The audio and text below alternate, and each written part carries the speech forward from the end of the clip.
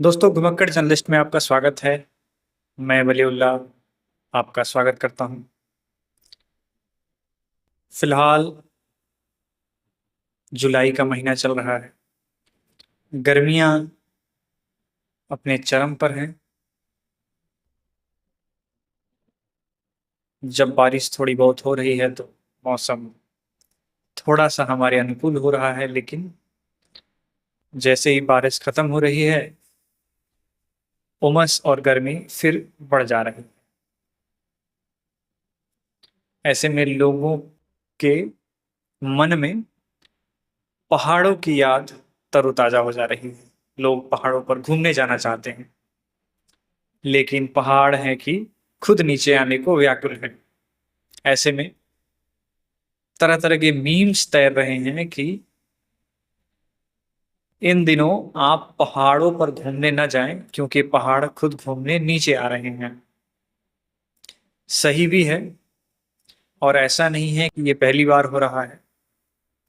बरसात में, या कहिए कि बरसात के शुरुआत में जब मानसून आता है, तब जो हिमालयन क्षेत्र है, जो भारत के आ, सबसे प्रसिद्ध पहाड़ हैं या सबसे प्रसिद्ध पहाड़ी पर्यटन स्थल है, वो ज्यादातर हिमालय में ही है।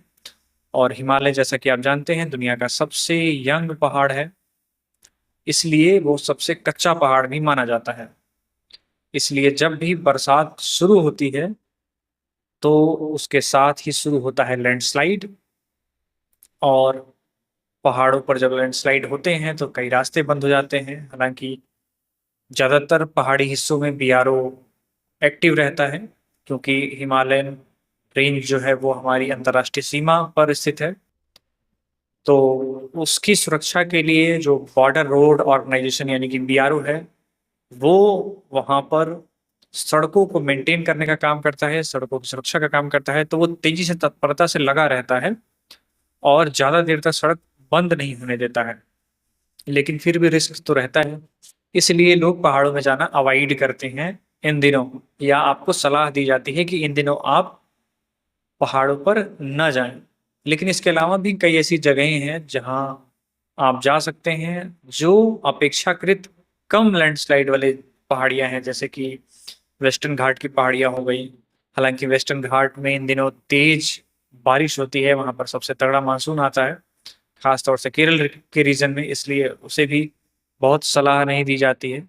लेकिन इसके अलावा आप देखेंगे तो छोटे छोटे पर्यटन स्थल, छोटी छोटी पहाड़ियां हैं हमारे देश में भी, जहां पर आप घूमने जा सकते हैं। जहां मध्य प्रदेश में छोटी छोटी पहाड़ियां हैं, आपने कभी इस बारे में कल्पना भी नहीं की होगी कि मध्य प्रदेश में भी इतने सुंदर सुंदर हिल स्टेशन हो सकते हैं। राजस्थान में भी माउंट आबू है, वहां जा सकते हैं। छत्तीसगढ़ तो मतलब पहाड़ियों और झरनों के लिए प्रसिद्ध है। खासतौर से इस मौसम में जब बारिश अ, होती है, तब वो झरने अपने पूरे शबाब पर होते हैं, और उस समय अ, उन झरनों की खूबसूरती देखते बनती है। तो आपको, अगर आप पहाड़ पे जाना चाहते हैं तो वहां पर जा सकते हैं। लेकिन कुछ लोग अब ये सवाल पूछेंगे कि घूमने जाना ही क्यों है। तो हमारे इस वीडियो का आज का टॉपिक ये है कि घूमने क्यों जाना चाहिए।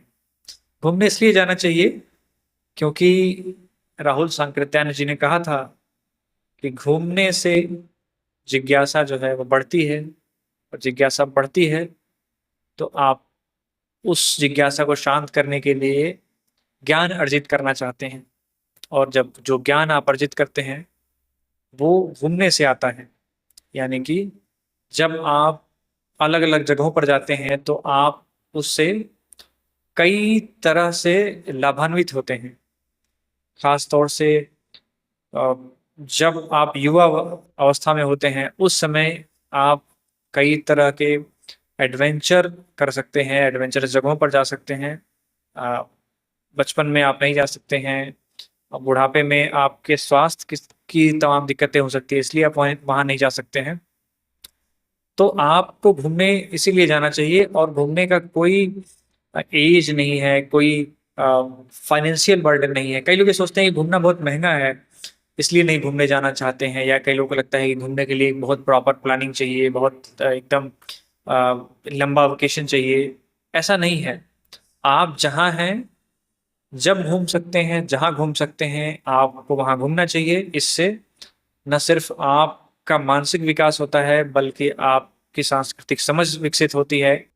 आप अपने लाइफ में जो स्ट्रगल कर रहे होते हैं, कई बार आपको लगता है कि आपकी लाइफ का स्ट्रगल बहुत बड़ा है, लेकिन जब आप बाहर निकलते हैं, आप अलग-अलग लोगों से मिलते हैं, अलग-अलग लोगों के संघर्षों की कहानियाँ देखते हैं। उदाहरण के लिए मैं पिछले दिनों जब मैं केरल गया था, केरल और तमिलनाडु के टूर पर था, तो वो वहाँ मैं ऊटी में गया हुआ था। वहाँ पर मैंने उन चाय के बागानों में काम करने वाली महिलाओं से जब मैं मेरी मुलाकात हुई, उनकी समस्याओं को मैंने जाना, उनकी स्ट्रगल को जाना कि कैसे वो किन परिस्थितियों में काम करती हैं।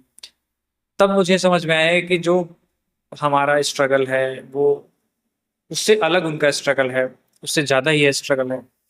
हम मैदानी क्षेत्रों में रहते हैं, यहाँ पर उतनी डिफ़िकल्टीज़ नहीं है, ज़मीन उर्वरक है, आसानी से कोई भी फसल हम उगा लेते हैं, पानी भरपूर मात्रा में उपलब्ध है, कहाँ जहाँ जहाँ खोदो वहाँ पानी निकल जाता है, यानी कि भूमिगत जल है।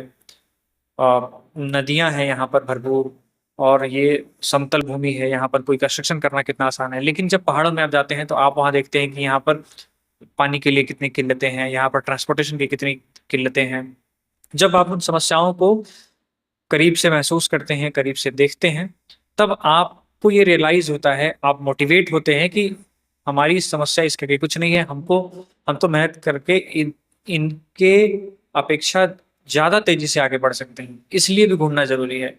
आप घूमना इसलिए भी ज़रूरी है क्योंकि आप जब घूमते हैं, तो आप उन तमाम जगहों पर जाते हैं जिनके बारे में आपने किताबों में पढ़ा होगा। आप उन नदियों पे जाते हैं, जिनके बारे में आपने सिर्फ़ किताबों में पढ़ा होगा। जैसे उदाहरण के लिए कोलकाता में सुंदरबन है, पश्चिम बंगाल में सुंदरबन है, कोलकाता के पास। कोलकाता रूट से वहाँ जाते हैं ज़्यादातर लोग, इसलिए मैंने कोलकाता का ज़िक्र किया।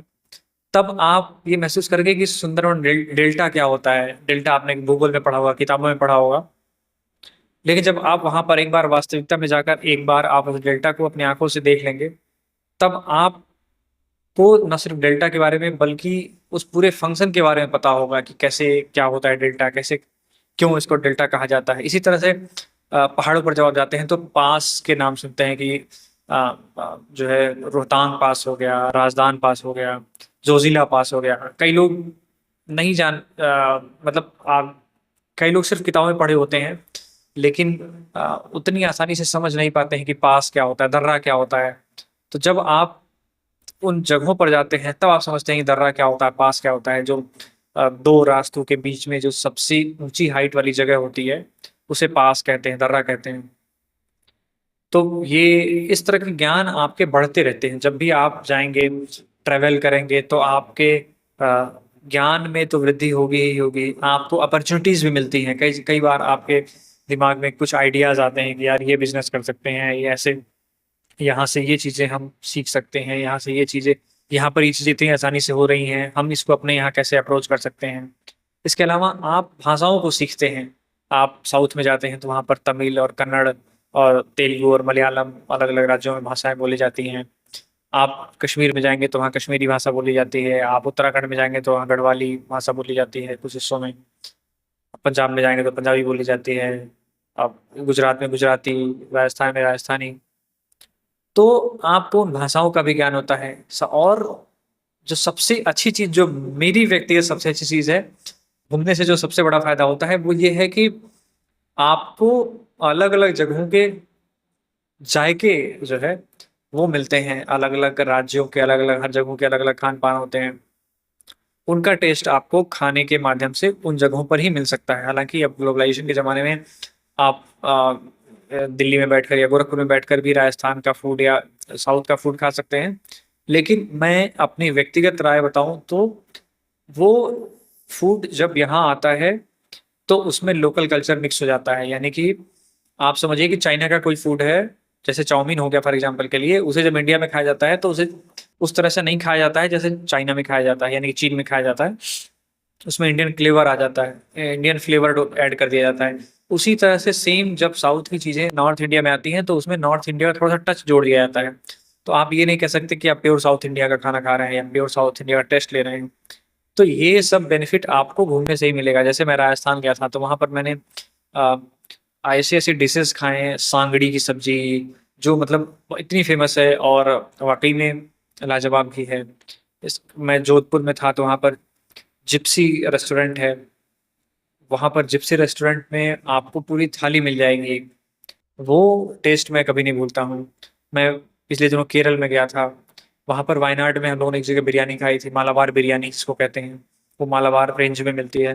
वो अलग ही टेस्ट था, अलग ही उसका स्वाद था। वैसा मैंने कभी नहीं खाया। मैं जब कश्मीर में गया हुआ था तो वहाँ पर मैंने वाजवान ट्राई किया था। वहाँ पर आ, रिश्ता जो डिश होता है वो मैंने ट्राई किया था। वो आपको कभी नॉर्थ इंडिया में शायद ही मिले, और मिले भी तो वो टच तो नहीं मिलेगा, मतलब वो टेस्ट तो नहीं मिलेगा। इसलिए आपको घूमने जाना चाहिए। घूमने जाने से आपको स्वास्थ्य, आपका मानसिक स्वास्थ्य बेहतर होता है, आपका शारीरिक स्वास्थ्य बेहतर होता है, आप फिट होते हैं, आपको एक्सपोजर मिलता है। और कई वैज्ञानिक रिसर्चेज में, मनोवैज्ञानिक रिसर्चेज में ये बात सामने आई है कि जो लोग घूमने जाते हैं उनमें डिप्रेशन की संभावना कम हो जाती है।